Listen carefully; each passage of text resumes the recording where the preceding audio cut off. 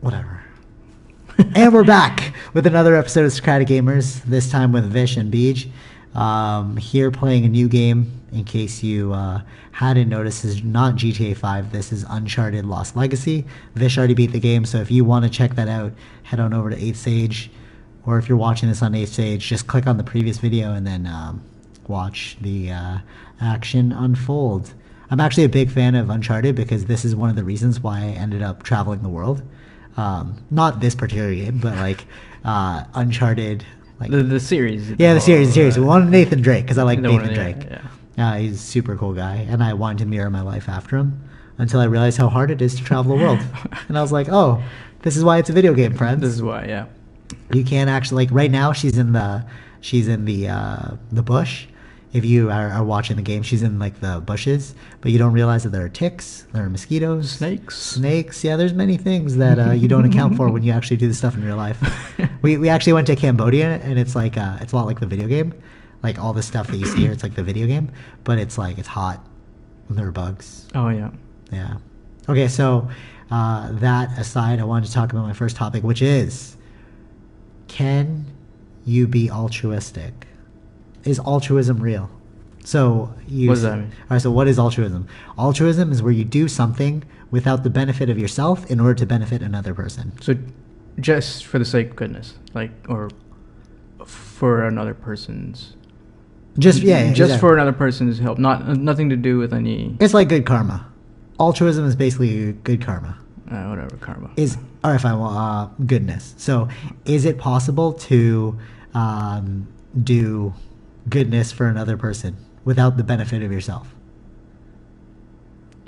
Is it possible? I don't know. I don't think so. Why not?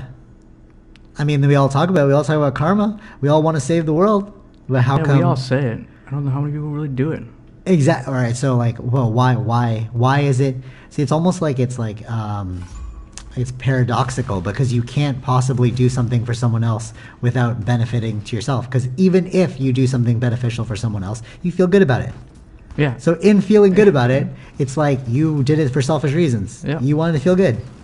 Exactly. The only time I think maybe there's is if like somebody drops a pen and you pick it up without thinking. If you do something without thinking and it's like a good deed, then it's real karma because you weren't thinking about it. You're just like, oh man, I could get that for you. Right. You know, that is, but when people are like, I'm going to set out to like go to friggin' Africa, I'm going to go like do this thing in Africa and I'm going to do it selflessly. No, it's with yourself, bro. It's a full selfish reason. You know, there's no such thing as selflessness, I don't think, unless you can argue against it. I'm not sure. Let me get this. So, what are you trying to say? So like, can you do something selflessly? That's basically altruism. Oh my god. Vish keeps dying in case you were wondering why he keeps saying, oh my god. Yeah, I'm playing on hard mode. Yeah. No, everything is selfish. Yeah, because we are bouncing back our experience to ourselves. Yeah. So like, let's say you are like, I'm going to go to Africa and you hate it there. So you're just going to suffer. And then, because like, oh no, I'm here because I got to do good karma. And then your psychology gets all ripped apart because you're not at home living the life that you want. And then you're like 90 years old and you're like, wow, I wasted my life.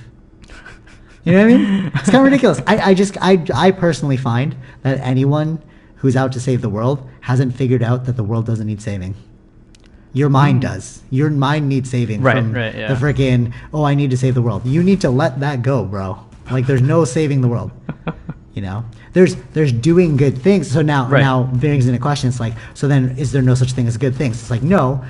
What you can do is be nice to the people around you because all you can do is affect your sphere of influence. Why do you need to go to a different country and save another person if you can just go down the street and help or be nice to the person? You know, like somebody's trying to bring in their groceries, help them out. Yo, right. You know what I mean? Like you don't need to, like being a good Samaritan. Being a good Samaritan. That ultimate. If you go to Africa, what are you really doing there? You're gonna help somebody with their groceries. We could have helped somebody with their groceries here, bro. That's true. Yeah. So start home. Start at home. Yeah. Just start at home. Basically, sphere of influence. Yeah. If you're looking at somebody on the subway, just smile. So that's it, man. Because what are you gonna do in Africa? You're gonna play with the kids. All right, so go play with the kids here, man. That's true. Okay. Yeah. You know what I mean? Like, yeah. I find it I find it ironic that in an effort to save someone, you are, in an effort to be selfless, you're being selfish by thinking you're doing a good deed. Yeah. And this thought of doing a good deed makes you feel like a special person. Like, I don't get it. Or be upfront with it. Or be upfront with it. That would be so much. I hate it when people like they like say something, but they really won't admit the real truth. Honestly, I love marketing, so it's just a benefit of like marketing and getting money for it. It's sick to get paid to do what you love, right? But at the same time, it's like I'm getting paid. You know? So it's like I don't really understand this whole good example, teaching, right? I love teaching our niece, right? Yeah. But I admit that if I get money off of it, I'm getting paid for it. Yeah. But that's why I teach for free. You know, it's like I think I've only, except for when we worked at that martial arts studio and I was getting paid as an instructor, that was my livelihood. But it's like, what the hell, man? People need to make a living. Money's not bad. Money's not bad. As long, like you were saying. Yeah, I mean, that money gets choices. Money gives you choices. It's like, oh man, money's evil. Oh, is that nice for you to tweet as you write it on your iPhone?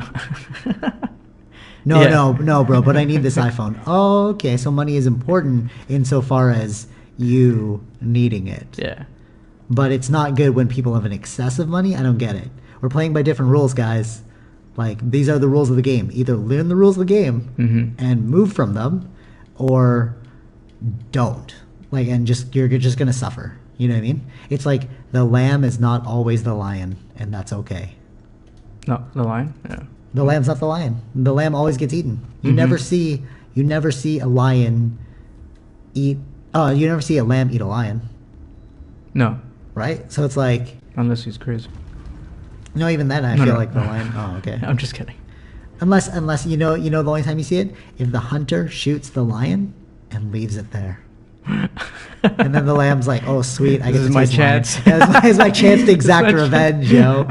But it's like, those are rare circumstances. Right. It's like, if you don't appreciate where you are, you will forever be lost. That's the true teaching of presence. The present of presence, present like you get a gift. The present of presence is being in this moment. Because in this moment, you have everything you could ever want or need. Why? Because you've only got what you want or need, bro. Are you live? Yes. All right, you're fine, dog. You know what I mean? But, all right. I don't want to get into, like, the more negative ones. Because, like, of course, it'd be easy for us to sit and judge here. It's like, oh, my parents were druggies. My parents were alcoholics. Oh, I do all this. You know, you're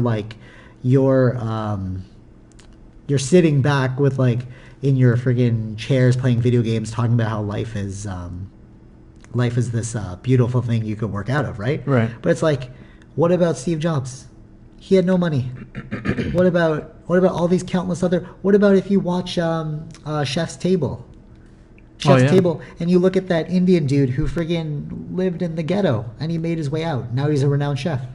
So it's like, you can work yourself out of a situation. Just people want a scapegoat. Yeah.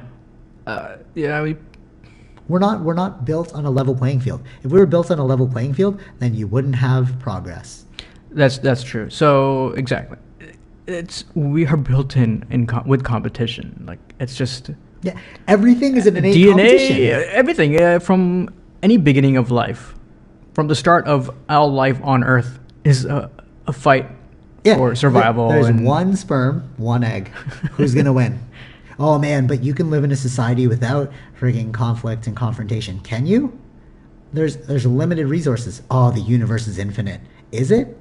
The Earth's not infinite though. So maybe the universe is. Then go off on a different planet, bro. Because the Earth itself has finite resources. Yeah. And we're depleting every day. But we are depleting, but it's like, but that's the reality of the situation. That's the reality of the situation. Yeah. Just accept the reality of the situation.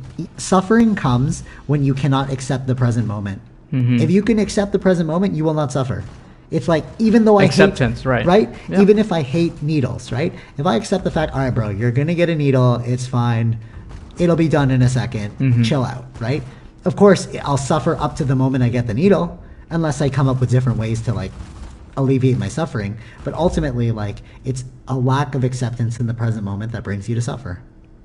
Lack of acceptance of the present, right, in the present moment, you know. Yeah. Oh, what happened here? Oh, we're gonna restart the encounter. Yeah. So lack of acceptance. Yeah, and without that, yeah, you're gonna be confused. Yeah, so confused. It's like, dude, just chill out. It's fine. It's fine. Just take it easy. Just take it easy. Yo, oh no, but I got cancer. It's fine. Everyone's got cancer, bro. Right. Yeah. I guess Man, it's something to do. Yeah. I guess what about, yeah, like the fact that you think you're the only one suffering from it, right? That's what makes it like make you think it's worse than it is. Exactly, yo. It's crazy, like to hear about all of this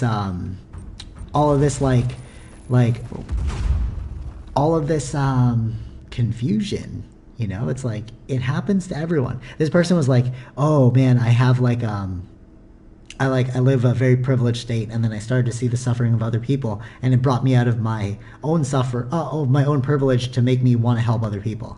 And it's like, people die all the time, dog.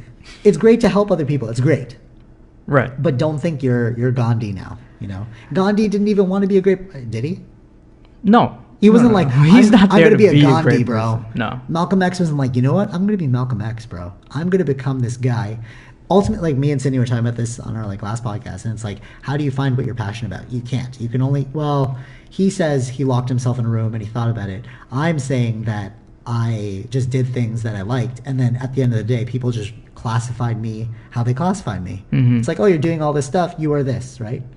And it's like that's like all of it, man. It's like, I forgot my point there. I was just so upset. I was like, oh man, you know, it's like, don't get upset. Don't get. Yeah, it's true. It's even affecting me now. It's like, oh man, I'm not even thinking about this properly. But yeah, I don't know. It's like we're so ignorant of our own non-existence or our own. We all want to be unique, right? But we're not all snowflakes. We're oh no, wait, no, I got this. Each individual snowflake is unique. Yeah. But at the end of the day, they're just snowflakes. So it's like, yo, man, I am like a unique person because I got this in my life, blah, blah. It's like, yeah, but you're still a person. Yeah. So, you know. You're still a person. Yeah. Just like everyone else. It's like, chill out, bro. 7 billion of us. Yeah. Oh, I remember what I was going to say. Okay. It's about Malcolm X. So nobody set out, just like my job, nobody set out to be like, oh, I'm going to be Malcolm X. He became Malcolm X because he was doing great things. People recognize greatness by doing great things, not by people that set out to be like, you know, I'm going to change the world. Mm-hmm. Like, all right, Steve Jobs did say, like, I'm going to revolutionize this, but because he saw a vision of something that he just had to enact. But he wasn't like, I am Steve Jobs, the creator of, actually, I don't know. Maybe he did say that. Seriously, what? Do you think he was, like, egoic about it? Was he like, oh, I'm the best, I'm the creator of everything that has ever been created in greatness of creativity? I don't know if he or was he said so it like focused that. on his job? I think he was just focused because it's not like he succeeded just like that. He failed. That's what I'm saying. So Steve Jobs is not sitting in his bedroom like looking at himself like, yo, I'm Steve Jobs. You know what he's looking at himself in the mirror and being like, damn, I got a lot of work to do tomorrow. Yeah. That's what great people do. Great people don't sit around talking about how great they are. Although I do that because I think I'm great. Great people really just keep working. And it's like, dude, you're very busy. Yes, I'm very busy because I have stuff I got to get done. Yeah, I think it's about not quitting. Yes. In some sense. I get what you're saying. It's about not quitting, but also not focusing on the end result, focusing on your right. Yeah. You know what I mean? It's like, oh, so now we got this podcast, we got a website, we got like Instagram account, like Twitter, you know, all this stuff. It's like, oh, it's like they're slowly growing. And it's like, yeah, through the daily work of it. You know, people are just going to look back and then be like, oh, you were so lucky good example. People are like, oh, you're so lucky you invented Apple. It's like, you weren't there in the garage when we were freaking out about like, can we do this? That's true, yeah. You know what I mean? You don't know those little... nobody knows the story. Nobody knows, yeah. But they all love the end result. Because you know why? Nobody wants to work. Because when you find out, what did you do to get Apple? I worked really freaking hard. Oh, no, I'm not about that, yo. Yeah. You know, how did Tesla become so great? How did Elon Musk become a genius? Maybe because he studied. Maybe because he did a lot of projects. Yeah, I mean, it takes a lot of dedication. That guy is crazy. Yeah, for sure. Even you gotta be like obsessed with your task. Yeah, you have to be. You know, and then you know what? It's also another thing. It's like when you need a vacation from your quote job. And it's like, or unless you're awakening to it, and it's like, oh, I just need this for money. Call a spade a spade. Right. It's all just good. say it. Yeah. You know what I mean? Because like a lot of people have that kind of. Of course. Yeah. Call a spade a spade. Call a spade a spade. Yeah. But it's like, and I think they do say that. Right. But if that you're is for money. Right. But I'm thinking about altruistic people, right? Okay. So it's like, oh, I'm doing the work of God right now, but I need a vacation. Yeah. And it's like, well, if you're doing the work of God, dog, then you don't really need a vacation. Because it's like you should be fulfilled through your work.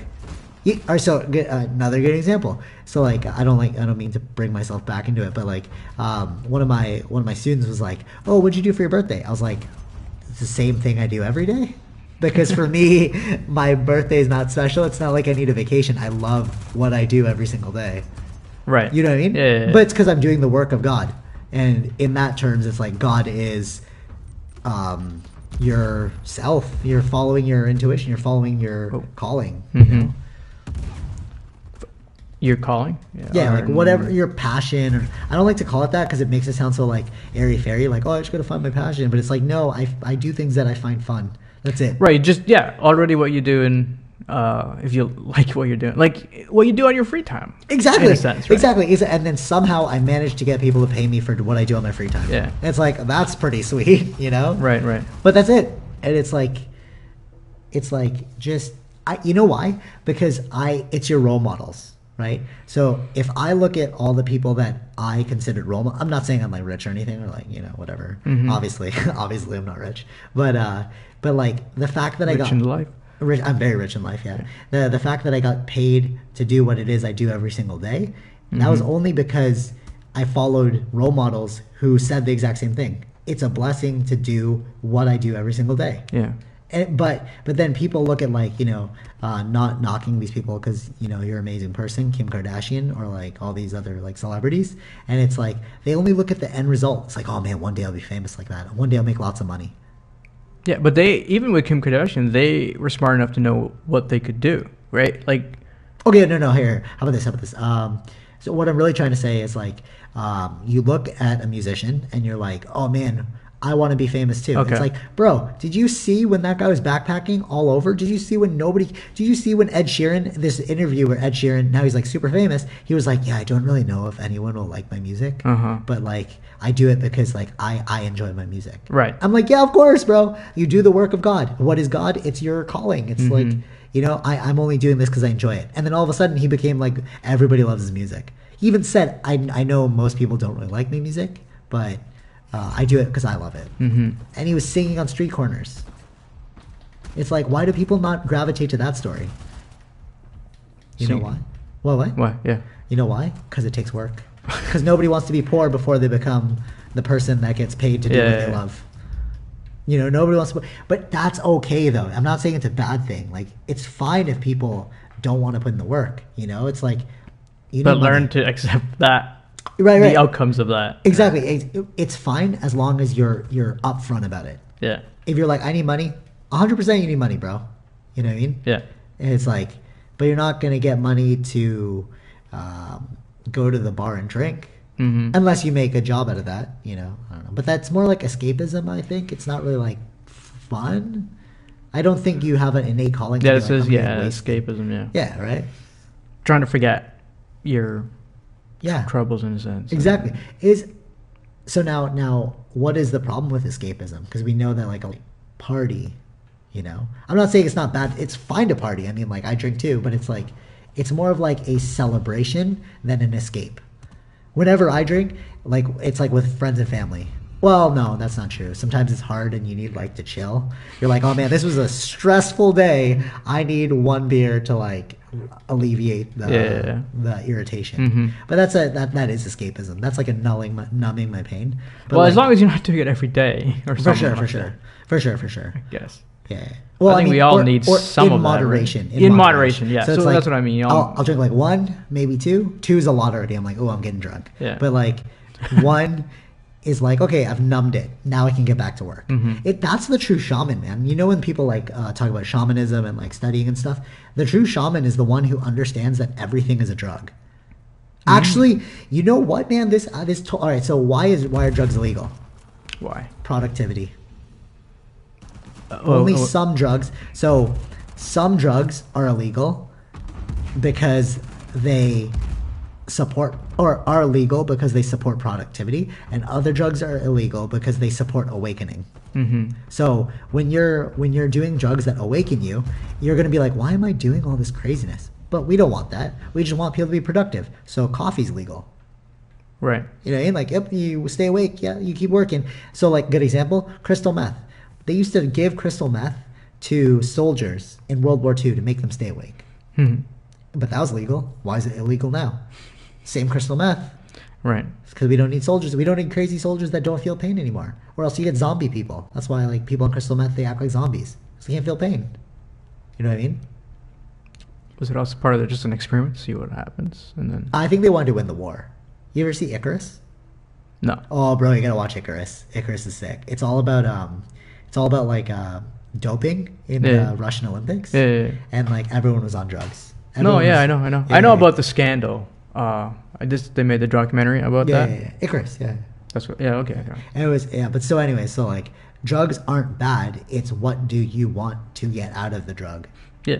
You know, it's not a bad thing. So it's like, so the shaman, a true shaman, I believe, from my own perspective, if you're a shaman, you're somebody who understands that everything is a drug and you need to moderate your mind in order to ease your consciousness.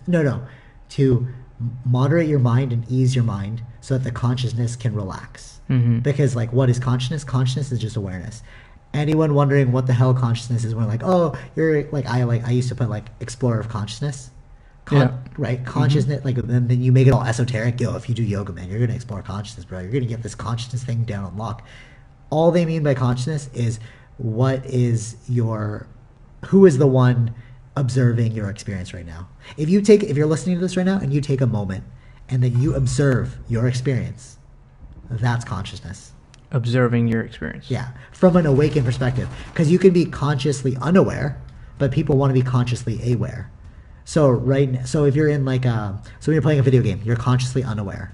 You're just observing the game. You don't realize you have consciousness. Who like you're on me as a player? Yeah, as a player. Okay. Right, you're playing the game. Your consciousness is absorbed in the game. But if you step back and you're like, oh, I'm playing a game, then you're using your consciousness through awareness. You're observing the fact that you're playing a game right now. You're not sucked into the game.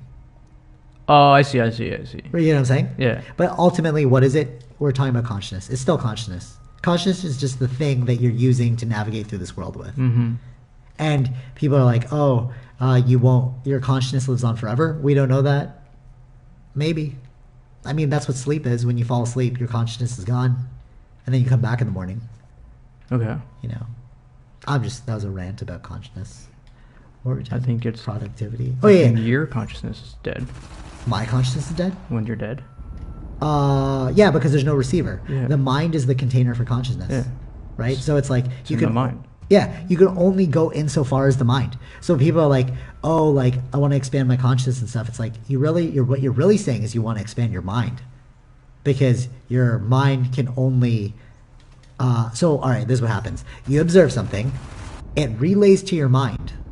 And then from that relay, you judge your experience. Right? Makes sense? You're looking at the game. Right. Your consciousness is looking at the game. Who's telling you you're playing a game? Your mind. Yeah. Your mind is the governing body for consciousness. Okay. Right? So like when people say like I want to expand my consciousness, all you're really saying is I want to expand my mind. Because your consciousness is infinite, bro. It's like you're like what is there to expand?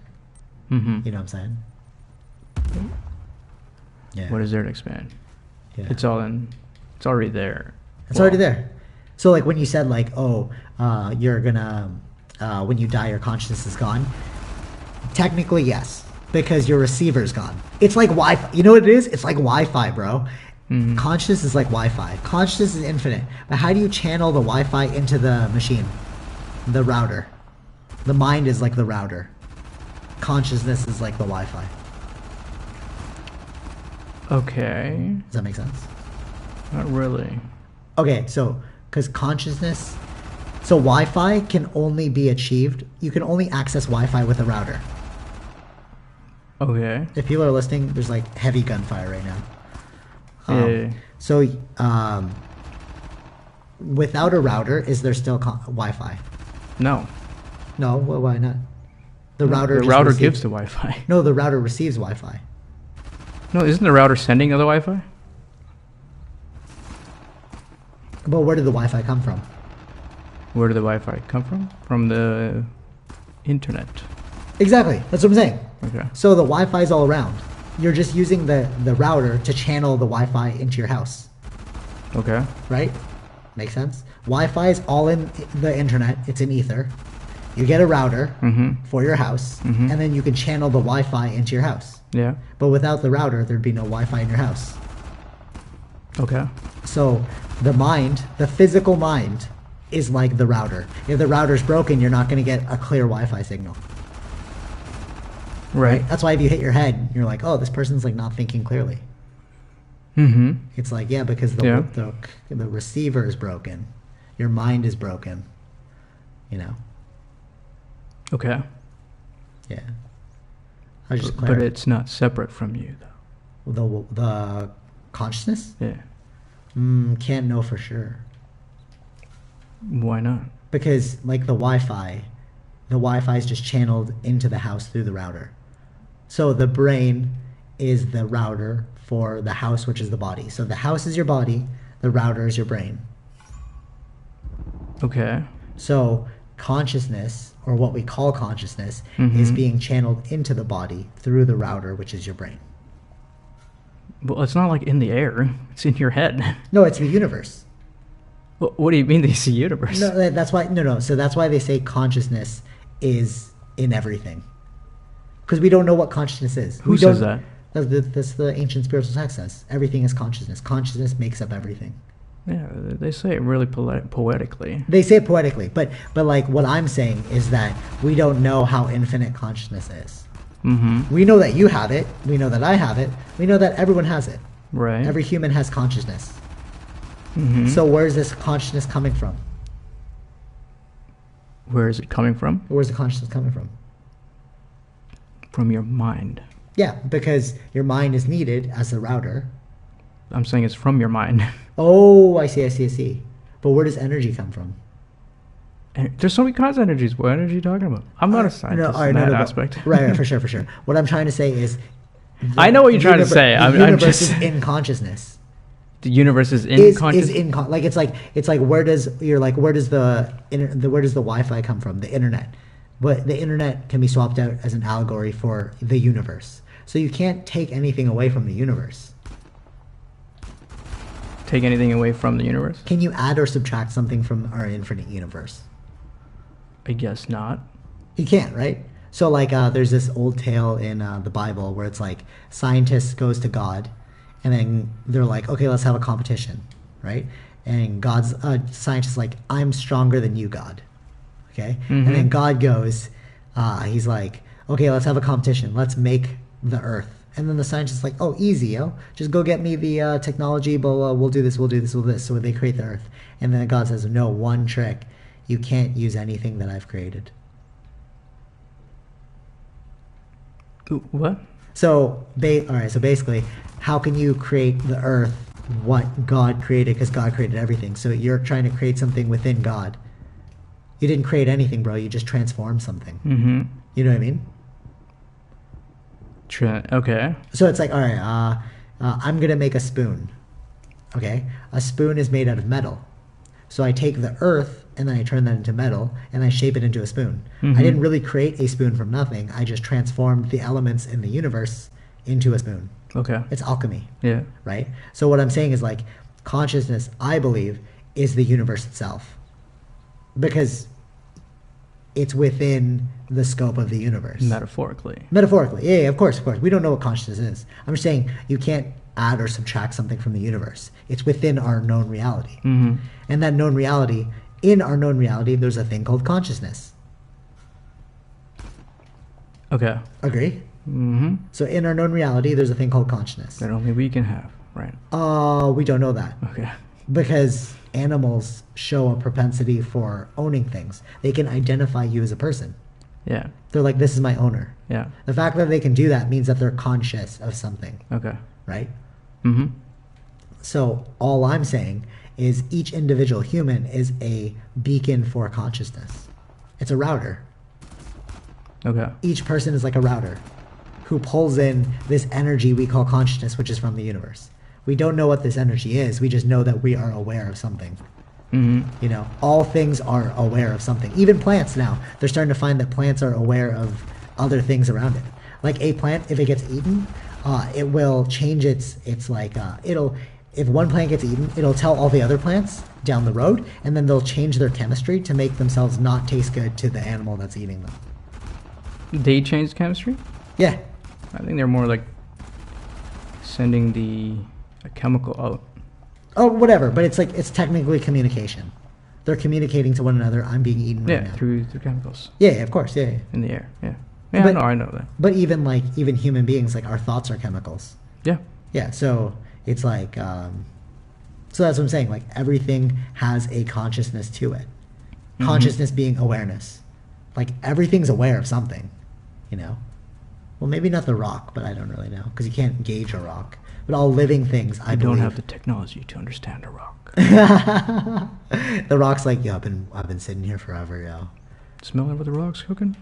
What? I was just thinking of the rock. The actual. Oh, okay, you smell what the rock's cooking? Oh, that's what he said. I think I said it wrong. Yeah, so consciousness is infinite and abounding. Yeah. Sure. I just feel like with like spirituality and stuff, people take it too far. They take the analogy and then they don't really like apply it to rational conventional thinking, and then we get things like. Can you give me an example? I personally think prana. You know, like you hear prana, right? Everything's made of prana. Oh, what's that mean? Oh, is it like I'm like someone who doesn't know it. Okay, so prana is energy. Okay. So when you eat food, Okay. You get prana. When you listen to music, you get prana. Okay. When you breathe in, you get prana. Okay. Okay. So what I believe is that prana is just stimuli. Okay. Because if you really think about it, it's like, oh, you derive prana from everything. Yeah, because you're being stimulated by everything. Mm-hmm. Okay. So it's like, so if you take the mystical approach, it's like, dude, the prana, I can feel the prana in my body and I can blah, blah, blah. And it's like, dude, just call it stimulus. You know what I mean? Like now we don't have like guru moments where it's like, oh, I'm a guru. It's like, dude, like Right. a guru is just somebody who hasn't caught up to, who's using the old paradigm of thinking. Mm-hmm. You know, in the future, one could say Neil deGrasse Tyson's a guru, Mm-hmm. you know, under that thing, because he knows a lot about something. Right. You know what I mean? I see. But it's like like a spiritual guru, like a charlatan is like, it's different because like they use the conning of the unknowing to make themselves more powerful than they are. Mm-hmm. But it's like a scientist is technically a guru. They just admit it's science. And we just write them off. We're like, oh, you're not a guru. You're a scientist. Yeah, because they don't necessarily speak of. They speak of the knowing, not the unknowing. Not the supernatural. Yeah, let's exactly. say, right? Exactly. Yeah. Just because they don't talk about that doesn't. As soon as you delve into the unknowing, the supernatural, all that craziness, it's like, then you get like magic. And magic, as magicians will tell you, is all an illusion. Mm-hmm. Right? It just needs an explanation. Yeah, or we don't have the current tech knowledge. That's basically that. Like, Exactly. to explain something. Or- Yeah, for sure. This is what, so like, I saw like magicians before, like in Rome and stuff. You ever see the levitation thing? Yeah. So like they'll I know sit, they do they'll that. hold the staff and they'll be Yeah. levitating, and people are like, oh my god, how'd they do this, right? And then here's the trick. Magicians will hate me for this one. They're sitting on a seat that is connected to the staff, and the staff is like built into the ground. Yeah. So Or there's anchored into the anchored ground. into the ground. Yeah. So there's no actual levitation going on. They're just tricking you, right? So like all these stories of mystical people back in the day, like you read about them in like ancient textbook, like, oh, they can do this, they can do this. It's like, what do they really mean by doing this? So that's how a lot of people get fooled, though, in What? small villages and other. That's what I'm saying. Yeah. They're not really educated, and they will think this guy's floating. Yeah, for sure. Exactly. So a good example is Jesus. So in the lost years of Jesus in the book, they talk about how he was a bright kid. So Jesus. What is this lost years? I don't know if many people know this. So you're right. So in the mythical story of Catholicism, a boy named Jesus was born, and then at the age of 13 he disappears. In like they lost the records, and then he appears at 33 where he is like performing miracles, saving people. Yeah. That's basically the summation. Okay. So what it is in the lost years of Jesus is his name's not actually Jesus, it's Issa. Right. So Saint Issa is a boy who's 13. He's going to be married, and then he hears this tale of like a Buddha who has transcended the world, right? And being the devout, eager student he is, he's like, let me go seek out this master and then figure out what he knows, because I want to learn more about reality. Mm-hmm. So he runs away, follows the Silk Path, goes to Tibet, and trains with the monks in Tibet. And then while he's there, they name him a Buddha. They're like, you've understood everything we can teach you. You must go now. Okay? So he leaves, and then he goes to India, or not India. He goes to wherever Siddhartha Gautama was born. He makes a pilgrimage to go visit that place. Right. And then he's like, oh, this is the birthplace of the very first Buddha. Right? And then with all this knowledge, he comes back, and then he saves... he doesn't save. He tries to tell people that you can awaken too. He goes to Jerusalem, and then in his awakening, he alleges that he's the son of God. But what is God in Hindu texts? It's like God is the universe, right? So he's like, of course you're the son of God, bro. I'm the son of God too. And he says that the son of God's inside of you. Like we are all sons and daughters of God. Right. We just misunderstood him. Misunderstood him. The Romans are going like, oh, he thinks he's a god, and like Caesar's our only god. So then they kill him because they're like, we can't have this guy revolting around us. Mm-hmm. And then all we have is a problem with lost in translation. If this guy existed. Which they found documents alleging to his existence. This like Saint Issa person, they've traveled, whatever. But so all I'm trying to say is like Jesus, if he learned yoga, which they say he practiced and he meditated, if you do these things, you can start to do things that seem paranormal. Right? Mm-hmm. Through my yogic practices, I can hold my breath of up to 3.5 minutes underwater. People will think that this is crazy, but I'm like, no, I just know I'm hyper-oxygen. I use science. It's like I'm hyper-oxygenating the body. And then in this, I can hold my breath for longer because there's oxygen in my blood. Right. Right? So, but if I were back in time, I'd easily be seen as like a demon or and then I would like, guys, you want to see what God has gifted me? I'll go underwater. Either, you use it to make money or... Exactly. Actually, wait, no. Trick people? What's the greatest evil? Using it to make money or not even knowing that you're being fooled yourself? Right? It's like, what if I honestly thought I was the son of God because I could hold my breath underwater for 3 minutes? Right. It's like, and you know what's funny? I met a swimmer and I was like, yeah, I learned this yoga practice. I can hold my breath for underwater for 3 minutes. She's like, oh yeah, when I was a teenager, they made us do that. We held it for 4. And I was like, oh, it's not even that special. It's a trick. That's it. Because she had to do long distance underwater swims. And there was that guy who held his breath for underwater for 18 minutes. Mm-hmm. So it's it's not a big trick. You're just over oxygenating your body. Yeah. Lungs are pretty malleable, I guess. Yeah. No, you can oxygen goes to the brain through the blood. Mm-hmm. So that's all you're really doing, man. Yeah.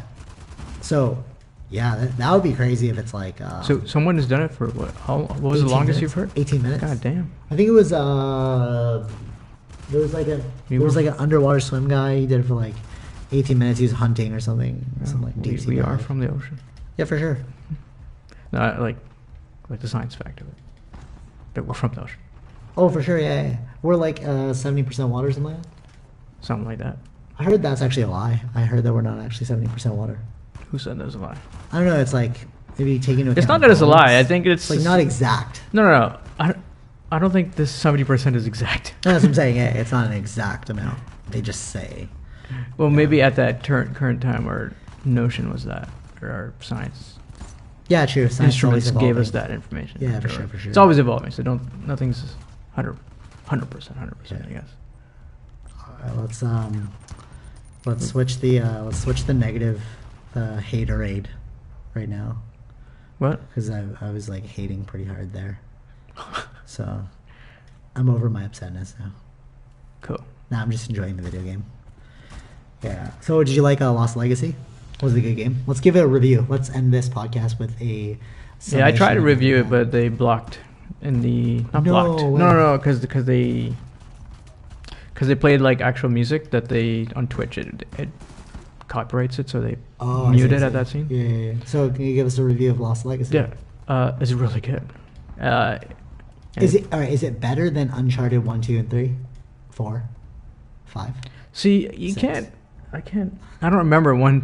I don't remember much of one. All right, 1 was crappy. I remember it was crappy. I didn't like 1. Well, it was the start, right? Yeah. Luckily, they didn't just stop, so they made 2, 3, and 4. Mm-hmm. Oh, 2 was amazing. 3 was also really good. 2 was amazing. That was probably my favorite. The snow one. Mm-hmm. Yeah, the snow one. I remember the train scenes. Yeah, how he woke up on the train. Spoiler alert. The game's been out forever though, but yeah, that was. You know what's interesting about like video games? How like they're turning into. Man, this could be a long podcast, but a good one. How video games are turning cinematic. I really love that. I don't know if all video games are turning cinematic. I think most. Well, no, not all. Like there was a trend yeah. of that happening because of this huge success of like Uncharted and other ones that are in that genre. But I think it's changing now too. Like more open world. Like there's more games. Even this Uncharted 4, they tried to, even though it's a story like linear based, they try to create areas where it's way more open to explore. Oh, for sure. Yeah. Makes sense. So, but I do like the linearness of the old games just because, like, I was playing a movie. Like, I wanted to play a movie. Yeah, I mean, no, it works if that's what you like. I think it shows, like, many people do want that. But ones who are, like, hardcore gamers... They want the open world and stuff. They want open world. I think that's why open world is a huge success. I really like Assassin's Creed. I think that game was sick. Yeah. You know, because that is an open world one. Yeah, no, that's what I'm saying. Like, it gave you an amazing story and an open world. Well, not Assassin's Creed 1, but you know, Assassin's Creed. Like, one of those mini assassins that they've had now. So, I'm excited for the Egypt one. I'd love to see the way they take on Egypt. Yeah, that'd be cool. Yeah, I think it's coming out soon. Yeah, for sure. Yeah, so you like this game? Yeah.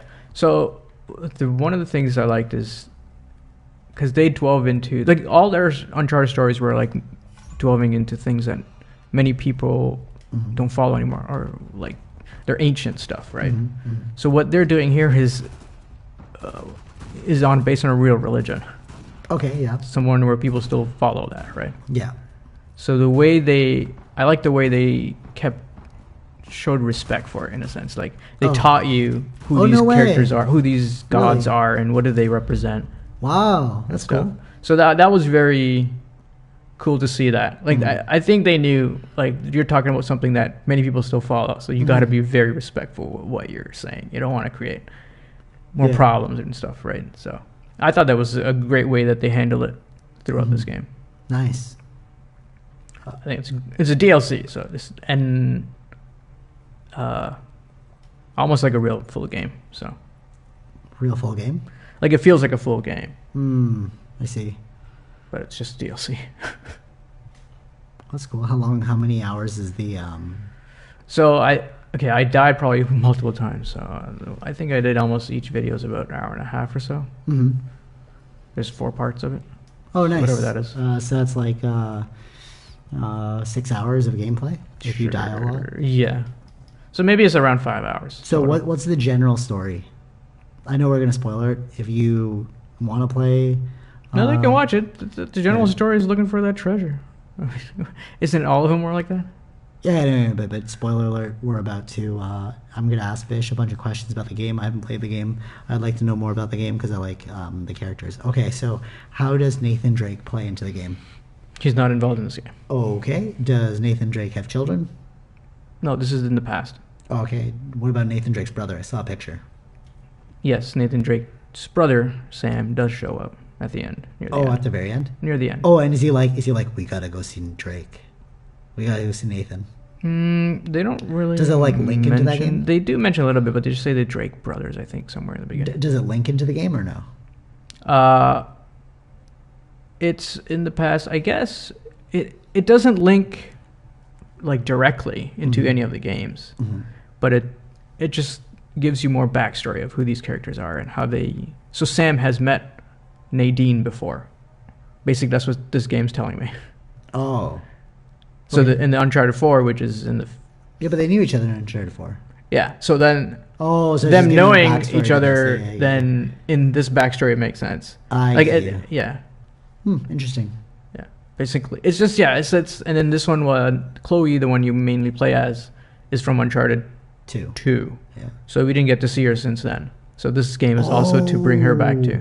Interesting. And give her a story. I forgot all about that. We didn't see Chloe until... That's cool. So what do you think it is about cinematic video games that make them so entertaining? It's a movie. That's what that makes it like. It's as opposed to like fighting games or like racing games. Like, what is it that? This is emotions. I think it's the emotions. Yeah. Yeah, because of the mocap, eh? Like, whoever doesn't know what mocap is, they put these dots on your face now. And like they just like register your facial expression. So when you're watching the game, it's like you're watching actors. Well, you are watching actors because they're just actors in the thing. Yeah. Yeah. That's pretty sick. Yeah. And you do things like that. And you kill people. Yeah, in the game. Kill people without remorse, just instant gratification. But it's like the story they don't want to kill. In the story? It's like like the cinematic versions is they don't want to kill anyone, but in the game you kind of are. Oh, that makes sense. The gameplay part, like where you're shooting someone, but like this basically the whole shooting stuff is negated. Like not. They should have just given you darts. Just like sleeping darts. They should have just said they were sleeping darts, not like kill bullets.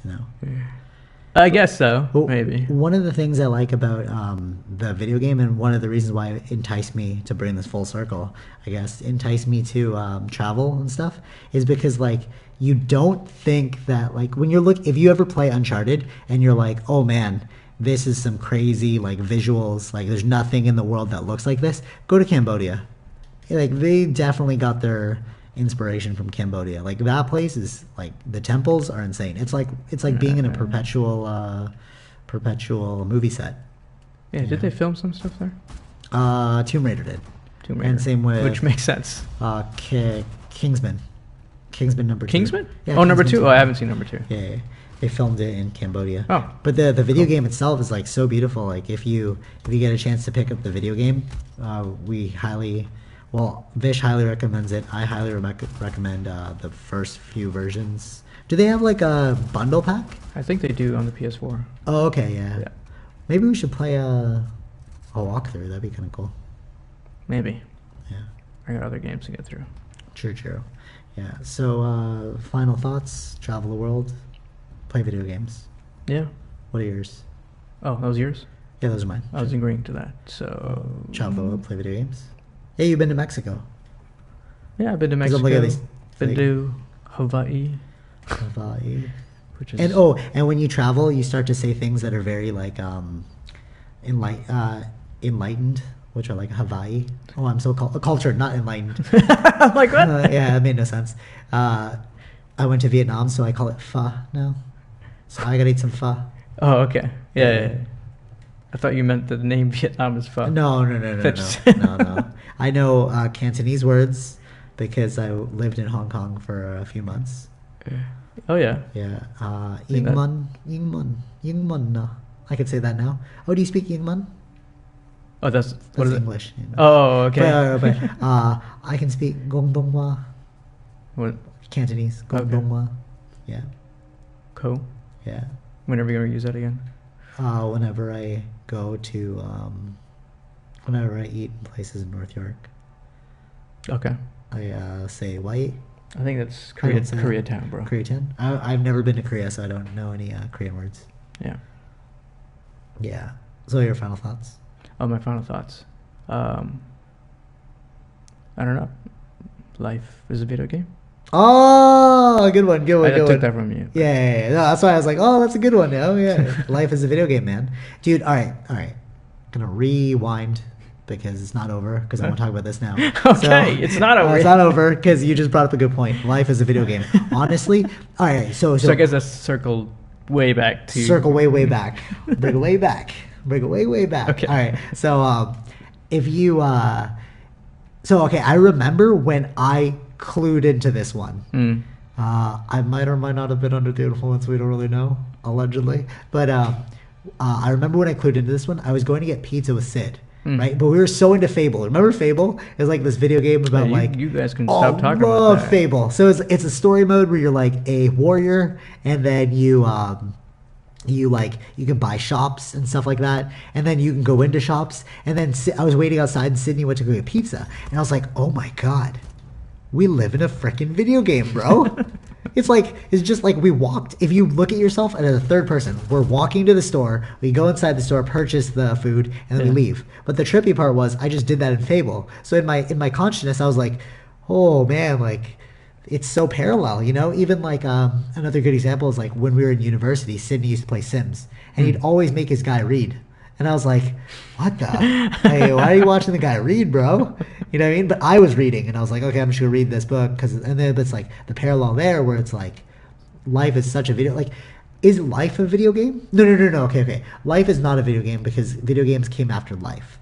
But the principles learned through video games are It's forgotten. like it's a reflection again. It's a reflection on top of each other. Like exactly. So the perseverance that you use to play the video game, you like, all right, let's say you're playing a video game and it's like you need to get the information off the person. So you're like, okay, I'm in a video game. You walk up to the dude and you ask for the information, right? Like Witcher. yeah. It's like, oh, he knows the goal to the blah blah blah. So it's like you got to get the information. So you walk over and you get the information. But how many times it's like, dude, just ask the dude for directions. You know, you're like, nah, bro, can't ask the dude for directions. That's true. Yeah. But it's like it's the exact same thing. What would you do? So I think that's my final thought. What would you do? Because you said life's a video game. My thought is, what would you do if life was a video game? You know, I know Joe Rogan's is like, if this were a movie, what would the movie person do? But the problem with movies is that like they're like scripted, so you know the beginning and the end. Yeah. But that's like, why it's hard for me to get upset at certain things in movies. Yeah, because I'm like, oh, it's already written, man. Yeah, I don't see why you get mad. Exactly. It's like, true. oh, why do you do that? But it's like, oh, that was the plot line. You know? like, oh, you know. But then in a video game, it's like you can ultimately in a video game. So this is what I loved about Fable. You can live an entire life. So your guy gets old in the game. So in Fable, A full life, yeah. yeah. So you could either follow the story, or you can potentially just live in one town. All right, so here's the crazy part. Okay, so when you're playing the video game, right, you know you have a quest, an end goal, but then you have a submission, and then that submission, side missions? side mission, and then you'll go to a town, right, and then you have the option: do I want to chill in this town for the rest of my life, or do I want to continue with the game? Right. But how many people, like, just as boring as it would be to wake up every day and then like do the town duties, like let me just buy and sell in the town. How boring is that in the game? But you're doing that in your own life. You know what I mean? Yeah. It's like people are so upset. They're like, oh man, my life's all about work. It's like, yeah, but if this was a video game, would you be content just playing the same level over and over? Right? You wouldn't be content playing the same level over and over. You want progression. Yeah. You want you want like a story to unfold.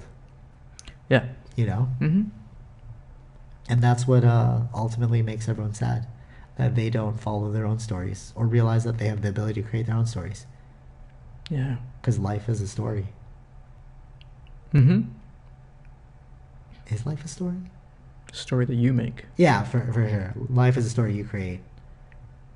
And at the end of the day, the game, just like life, is going to power out eventually. End. Yeah. You mean? And yeah. All right, quick side note before we end. I know this is like the third time I said that.